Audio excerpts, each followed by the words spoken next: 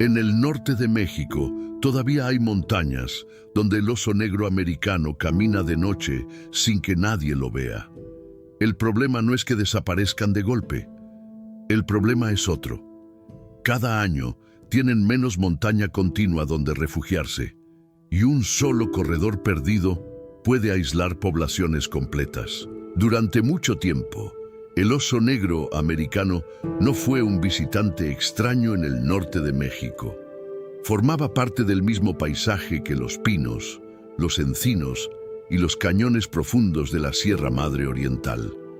En estados como Coahuila, Nuevo León y Chihuahua, las montañas ofrecían exactamente lo que esta especie necesita para sobrevivir: espacio amplio, alimento variado y algo que pocas veces se menciona cuando se habla de osos: continuidad. Un oso no vive en un solo punto del mapa. Su territorio puede abarcar decenas de kilómetros de cañones, laderas y bosques. Durante el año se mueve siguiendo ciclos de alimento: frutos en temporada, insectos, raíces, incluso carroña cuando aparece. Para un animal grande y oportunista como este, el movimiento constante es parte del diseño natural de su vida. En lugares como la Sierra de San Carlos o los cañones que bajan hacia el Parque Nacional Cumbres de Monterrey, el oso podía desplazarse sin encontrar demasiadas barreras humanas. No necesitaba cruzar carreteras constantemente, no tenía que bordear ciudades que crecían hacia la montaña. Ese es el detalle que hoy pesa más de lo que parece. El sistema funcionaba porque la montaña estaba conectada, pero esa continuidad empezó a romperse poco a poco. No con un evento dramático, sino con algo más silencioso: la expansión del territorio humano hacia las mismas montañas que antes servían de refugio. Y ahí es donde el problema del oso negro mexicano empieza a tomar forma. El primer quiebre en la historia del oso negro americano en México no fue la caza directa, fue el territorio.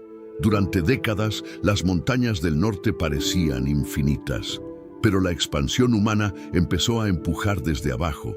Caminos de terracería que luego se volvieron carreteras, fraccionamientos que subieron cada vez más cerca de los bosques, ranchos ganaderos abriendo claros donde antes había encino cerrado. En zonas cercanas a Monterrey, por ejemplo, el crecimiento urbano comenzó a trepar hacia la Sierra Madre Oriental como una mancha lenta.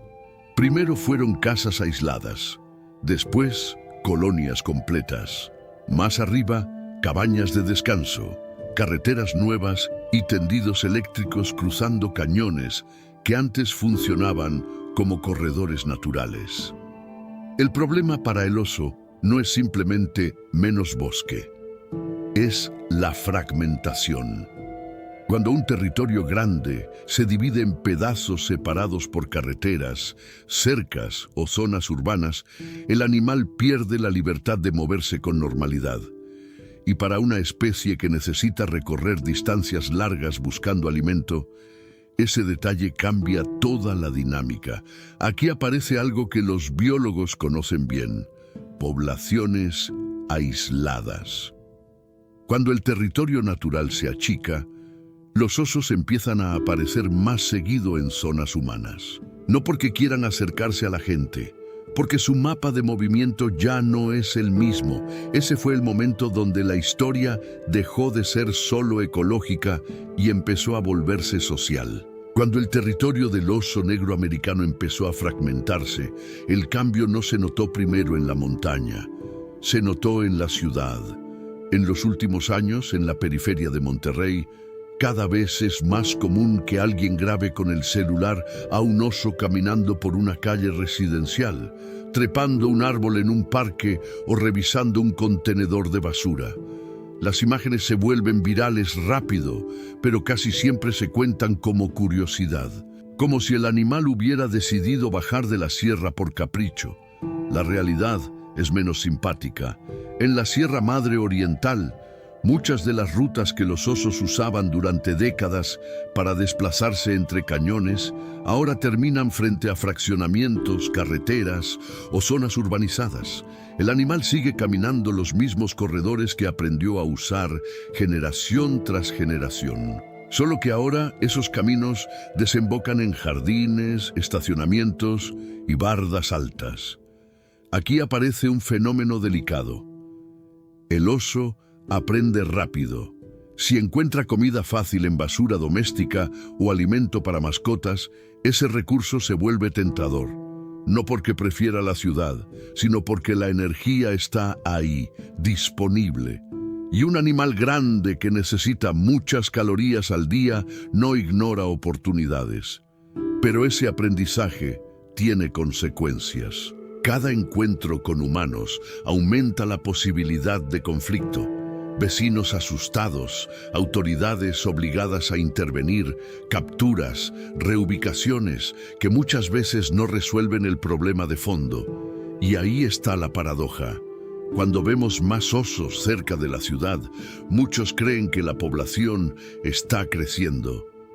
A veces es cierto, pero muchas veces lo que realmente está pasando es otra cosa. El refugio natural se está encogiendo. El oso negro americano no desaparece de una montaña porque sí. Desaparece cuando el espacio deja de funcionar como territorio completo. En el norte de México, gran parte de las poblaciones todavía resisten en fragmentos de la Sierra Madre Oriental, especialmente en zonas de Coahuila, Nuevo León y partes de Tamaulipas. El problema es que esos fragmentos cada vez funcionan más como islas de bosque dentro de un mar de actividad humana. Para un oso adulto, moverse grandes distancias no es un lujo, es una necesidad biológica.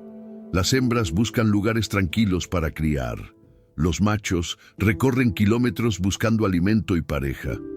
Cuando los corredores naturales se interrumpen con carreteras, urbanización o zonas ganaderas cerradas, ese movimiento empieza a romperse.